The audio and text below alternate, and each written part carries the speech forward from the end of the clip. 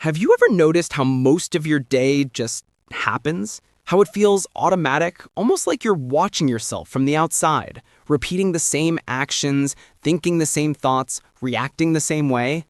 What if I told you that 40% of everything you do today wasn't a choice you made in the moment, but a script you started rehearsing long ago? Today, we're uncovering the invisible architecture behind your daily life.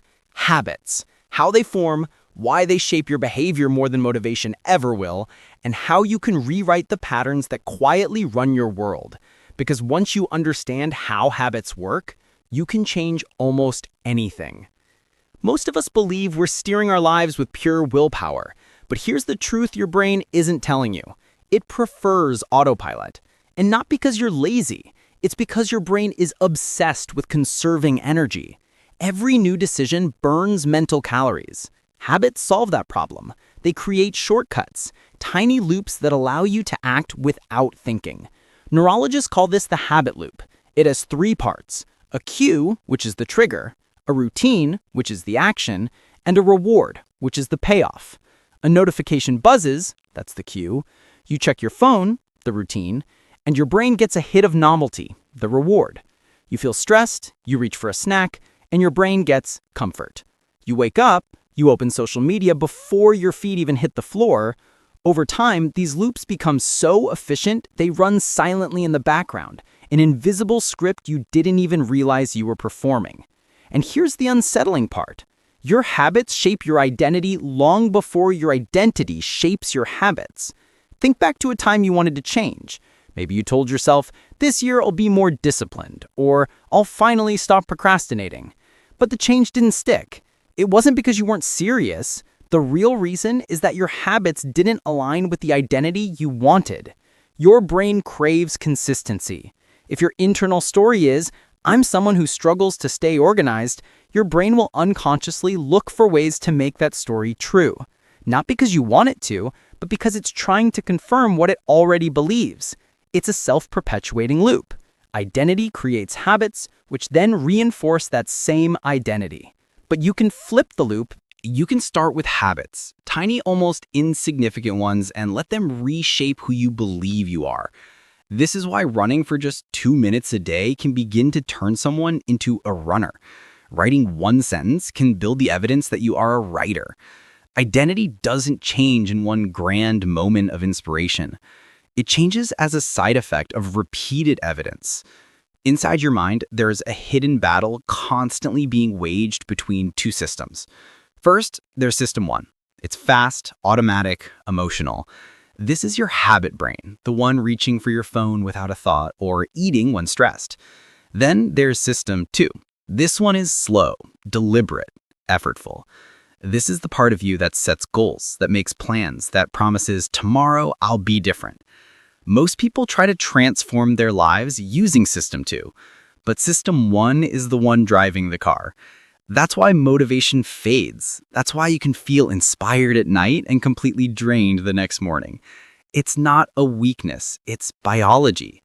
The good news? System 1, that powerful automatic habit brain, is trainable. And once you train it, the behaviors that once felt impossible start to feel natural. There's a moment when a habit crosses a threshold, when it goes from effortful to effortless.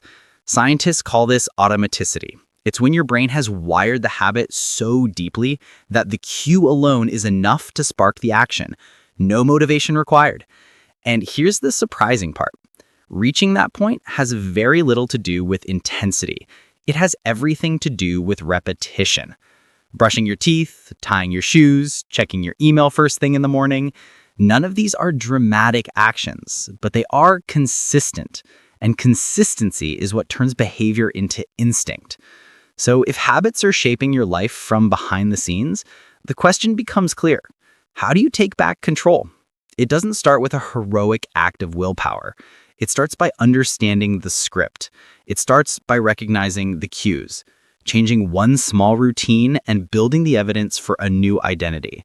It starts today with one tiny, repeatable action, because the person you want to become isn't built in a single day. They're assembled, habit by habit. Most people try to break a bad habit by fighting it head on. They rely on pure willpower, hoping that sheer determination can somehow overpower years of repetition. But here's the uncomfortable truth. Willpower is a terrible long-term strategy. It's unstable, it fluctuates, it burns out. And habits? Habits are patient. They just wait until your defenses are low. So instead of fighting old habits, you have to replace them. Think about it. Every habit has 3 parts: a cue, a routine, and a reward. You can't easily remove the cue, and you shouldn't remove the reward your brain is craving, but you can absolutely change the routine in between. Feeling stressed? Instead of snacking, take a 1-minute walk. Feeling lonely? Instead of opening social media, message a friend directly. At first, it feels forced, but repeating a new routine in response to the same old cue quietly rewires your brain. The old habit dissolves, not because you fought it, but because it no longer gets reinforced. This isn't willpower, this is strategy. And that strategy has a silent partner: your environment. If habits shape your behavior, then your environment shapes your habits. Not metaphorically, literally. Your brain is constantly scanning your surroundings for signals. A bowl of candy on the counter leads to snacking. A TV remote on the couch leads to binge watching. Your phone within arm's reach leads to hours disappearing. If you really want to build better habits, redesigning your environment works faster than trying to change your mindset. So, move the snacks out of sight. Place your running shoes by the front door. Put a book on your pillow. Charge your phone across the room. You aren't forcing new behaviors, you're just nudging yourself toward them. Your environment is either working for you or it's working against you. So how do you create new habits that actually last for life? The answer is surprisingly simple. Make the habit so small that failure feels impossible. Want to exercise more? Start with 2 minutes. Want to journal? Write a single sentence. These tiny actions feel almost too small to matter, but that's the entire point.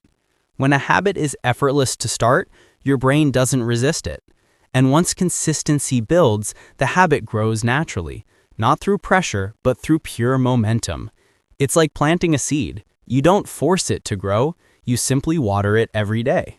Over time, that seed becomes a tree. And here's the most beautiful part of this journey. The habits you repeat don't just change your day, they change your sense of self. Every time you follow through on a positive habit, even a tiny one, you cast a vote for the person you want to become. A vote for discipline, a vote for confidence, a vote for self-trust. At first, these votes feel small, almost meaningless, but over time they accumulate. And eventually, the evidence becomes undeniable. You don't try to be disciplined, you are disciplined. Your life has already changed, not because of one big decision, but because of hundreds of tiny ones. Your life isn't built in a few dramatic moments. It's built from the quiet, consistent actions you repeat when no one is watching. Habits are not chains, they are tools. They can keep you stuck, or they can set you free.